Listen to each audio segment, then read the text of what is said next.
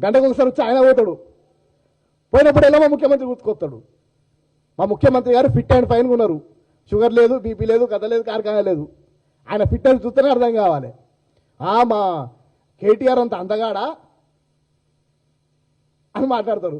ఈ అందాల గురించి, అందాల పోటీల గురించి మాట్లాడుతున్నారు. వాస్తవానికి వీళ్ళకి తెలంగాణ రాష్ట్ర ప్రజలు కథా కార్ఖానా ఏం లేదు. కేటీఆర్ అందంగా ఉండరా, రేవంత్ రెడ్డి గారు అందంగా ఉండరా అని ప్రెస్ మీట్లో మాట్లాడుతున్నారు. ఈరోజు మరి అంత డ్రగ్స్ తీసుకొని హీరోయిన్లతోని పబ్బాలు గడుపుకుంటా, చేవెళ్ళ ఫామ్ హౌస్లలో తిరుగుకుంటా చేసి అందంగా తయారై ఉంటారు. వాళ్ళ కోసం ఫిట్నెస్ తయారై ఉంటారు. కానీ మా ముఖ్యమంత్రి అట్లా కాదే. మా ముఖ్యమంత్రి గారు ఓపెన్ ఛాలెంజ్ విసిరారు. కేటీఆర్ గారు మీరు రండి, డ్రగ్ టెస్ట్ చేయిద్దాము, నా బాడీలో మీ బాడీలో ఉన్న బ్లడ్ నమూనాలు ఇద్దామంటే అక్కడి నుంచి అక్కడికే పారిపోయాడు. మూతిమే మీసం లేని బోడలింగం గాడు ఆడు మా ముఖ్యమంత్రి గారితో ఇదేదో తేడా పెట్టి చూపిస్తున్నారు. అంటే ఎప్పుడు కానీ కేసీఆర్ గారు ఆనాడు ఉద్యమ సమయంలో కూడా దళితులనే ముందట పెట్టి